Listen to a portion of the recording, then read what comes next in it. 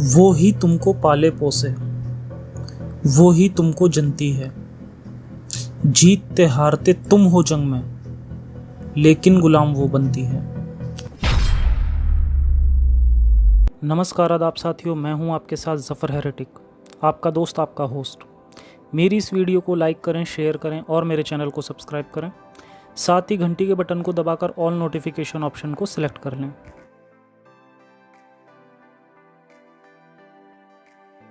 इस्लाम में हमेशा ही औरतों पर बहुत ही जुल्म सितम किए गए हैं, चाहे वो कोई बाहर की औरत हो, घर की बीवी हो या फिर वो कोई गुलाम हो। इस्लाम में औरत या बीवी के हकूक़ को मैं किसी दूसरी वीडियो में कवर करूँगा, लेकिन आज के शो में मैं सिर्फ गुलाम औरतों के ऊपर होने वाले जुल्म सितम की ही बात करूँगा, क्योंकि इस्लाम ने तो इन्हें इंसान भी नहीं समझा, औरत समझना तो दूर की बात है। गुलाम औरतें, ये वो बदनसीब औरतें होती थीं जिनके शौहर या वालिद को मोहम्मद साहब ने जंग में कत्ल कर दिया था और इन्हें अपना राइट हैंड पॉसेस मतलब कि सेक्स स्लेव समझते थे।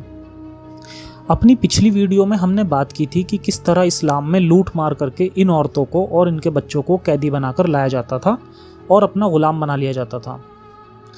आप मेरी उस वीडियो को इस वीडियो के लास्ट में देख सकते हैं। तो आज की वीडियो में हम बात करेंगे कि इन औरतों को जीतने के बाद और गुलाम बनाने के बाद उन्हें कैसे रखा जाता था। इन औरतों के साथ इस्लाम ने बहुत ही बदसलूकी की है और इस बात का सबूत हमें खुद इस्लामिक किताबों से मिल जाता है। इनके ऊपर जुल्म और आज के स्कॉलर्स के बहानेबाजी दोनों ही बड़े टॉपिक हैं, तो मैं इस वीडियो को 2 पार्ट में बनाऊंगा। पहले पार्ट में हम केवल उन पर होने वाले जुल्म सितम की बात करेंगे और अगले पार्ट में आज के उलेमा जो इस्लाम में स्लेवरी को लेकर बहाने बनाते हैं उन्हें डिबंक करेंगे। तो पहले देखते हैं कि इनके साथ क्या क्या जुल्म होते थे। हमें एक ही हदीस से बहुत कुछ पता चलेगा। साही अल बुखारी 2229। जब ये कुछ लोग अल्लाह के प्यारे रसूल के पास बैठे थे तो इन्होंने रसूल से कहा कि अल्लाह के रसूल, हमारे पास कुछ गुलाम औरतें हैं जो हमें माल गनीमत से मिली हैं। मेरी पिछली वीडियो में मैंने माल गनीमत एक्सप्लेन किया था कि ये लूट का माल होता है और जायज़ होता है, तो ये लोग वही बातें कर रहे हैं। तो ये कहते हैं कि हम उन औरतों की कुछ कीमत चाहते हैं, इसलिए आप बताएं कि कोइटस इंटरप्टस के बारे में आपके क्या ख्यालात हैं। कोइटस इंटरप्टस का मतलब होता है कि सेक्स करते हुए इजैकुलेशन के टाइम पर मेन पार्ट को बाहर निकाल लिया जाए ताकि प्रेगनेंसी से बचा जा सके। तो इन्होंने नबी से पूछा कि क्या ये जायज़ है। अब नबी पूछते हैं, क्या आप लोग सचमुच ऐसा करते हैं? आपके लिए बेहतर यह है कि ऐसा ना करें, क्योंकि जितने बच्चों को दुनिया में आना है वो तो आएंगे ही। तो मैंने कहा था ना कि एक ही हदीस से बहुत कुछ पता चल जाएगा। सबसे पहले तो हमें यहाँ पर ये क्लियर हो गया कि ये औरतें भी माल गनीमत यानी लूट का हिस्सा हैं और ये जायज़ भी हैं। दूसरी बात हमें ये भी पता चलती है कि इनसे सेक्स तो अलाउड है ही, बल्कि इन्हें बेचा भी जाता था। और जो ये लोग उन्हें प्रेग्नेंट करने से बचते थे उसका रीज़न ये था कि प्रेग्नेंट गुलाम के दाम मार्केट में कम मिलते थे, जबकि सिंगल विमन के प्राइस ज़्यादा थे। रसूल ने इस बात पर कुछ नहीं कहा कि वो इनके अच्छे दाम चाहते हैं, क्योंकि ये आम बात थी। सबसे बड़ी बात जो रसूल ने यहाँ कही वो तो कोई शैतान भी नहीं कहेगा। मतलब खुदा का रसूल कह रहा है कि आप लोग कोइटस इंटरप्टस मत करो और जितने बच्चे इस दुनिया में आने हैं वो आएंगे ही। मतलब एक तो उनके साथ रेप हो रहा है और दूसरा रसूल उन्हें इस रेप से प्रेग्नेंट करने की भी एडवाइस दे रहे हैं। कभी कभी इस तरह की हदीस पढ़कर लगता है कि कहाँ चली गई हम लोगों की इंसानियत। कैसे हमने इस इंसान को अपना रसूल मान लिया और कैसे हम साथ ही साथ ये भी दावा करते हैं कि ये ज़मीन पर चलने वाले सबसे बेहतर इंसान थे। आइए अब देखते हैं इस दुनिया में सबसे बेहतर इंसान की एक और हदीस। साही मुस्लिम 3432। अबू सैद अल खुदरी अल्लाह उनसे खुश हों फरमाते हैं कि हुनैन की जंग में अल्लाह के रसूल ने अपनी फ़ौज को लड़ने भेजा और जब ये उन्हें जीतकर उन्हें कैदी बनाकर लाए तो उनके लोग उन औरतों के साथ सेक्स करने से पीछे हट रहे थे, क्योंकि उनके हस्बैंड काफिर थे और ज़िंदा थे।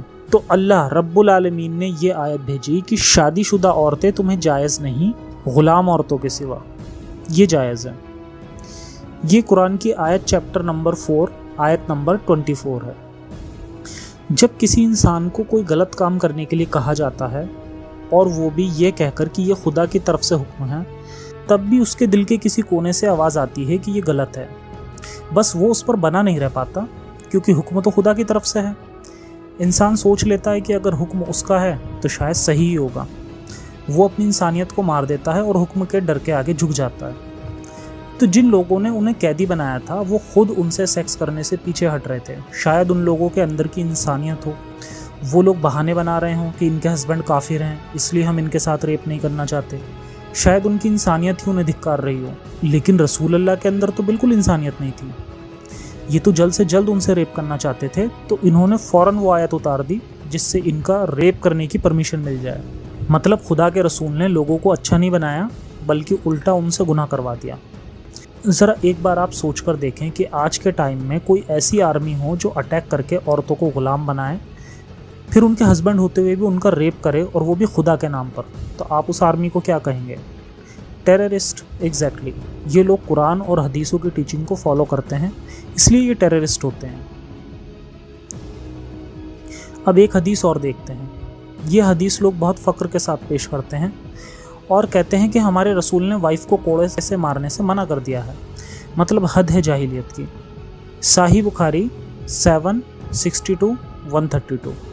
मोहम्मद साहब फरमाते हैं कि तुम लोगों में से किसी को अपनी बीवी को ऐसे कोड़े नहीं मारने चाहिए जैसे अपनी ग़ुलाम औरतों को मारे जाते हैं, और फिर दिन के आखिर में उनसे सेक्स किया जाता है। तो यहाँ खुदा के रसूल ने यह कह दिया है कि अपनी वाइफ को ऐसे कोड़े मारकर सेक्स ना करो जैसे अपनी ग़ुलाम से किया जाता है। यहाँ उन्होंने ये नहीं कहा कि ऐसा किसी के साथ मत करो, बल्कि ये कहा कि बीवी के साथ ऐसा मत करो। मतलब ये उस टाइम ग़ुलाम औरतें और बीवियाँ दोनों के साथ होता था, लेकिन खुदा के रसूल ने इसे बीवी के लिए करने से मना कर दिया। अब सिर्फ ग़ुलाम औरतें ही इस तरह का जुल्म सहेंगी। तो ये जुल्म होते थे इन औरतों के ऊपर। शादीशुदा होने पर भी इनकी शादी को वॉइड बता दिया जाता था और रेप किया जाता था। इनको मारा पीटा जाता था, इनको बेचा जाता था। इनका रेप तो जायज़ था ही, और रेप के बाद इन्हें प्रेग्नेंट करना भी जायज़ था। फिर उन बच्चों की जिम्मेदारी भी इन्हें उठानी पड़ती थी, और रेप की तकलीफ़ के बाद वो प्रेगनेंसी और वो बच्चा उन्हें ज़िंदगी भर याद दिलाते थे कि वो कौन है और उनकी क्या वैल्यू है। उनकी वैल्यू बस एक कुरान नाम की किताब बताती थी। एक आयत आती थी रसूल पर जो उनकी किस्मत लिख दिया करती थी। तो ये है असलियत इस्लाम में ग़ुलाम औरतों की, जो पूरी दुनिया और इंसानियत को शर्मसार कर दे। उसके बाद फिर मुस्लिम लोग बेशर्मी से इसे जस्टिफाई करते दिखते हैं और बहुत बेहयाई से इसे ठीक भी बताते हैं। मैंने बहुत सारे मुस्लिम लोगों से इस पर डिबेट की है और बहुत सारे स्कॉलर्स को भी इसे जस्टिफाई करते देखा है। वो लोग इसे इंसानियत का हिस्सा बनाने की कोशिश करते हैं और पीसफुली जस्टिफाई करने की भी कोशिश करते हैं। लेकिन मेरे मुस्लिम भाइयों, अपने दिल से पूछो कि जो इन औरतों का हाल था वो अगर आपके घर की औरतों का हो तो क्या तब भी आप इसे सही कहोगे? बिल्कुल नहीं।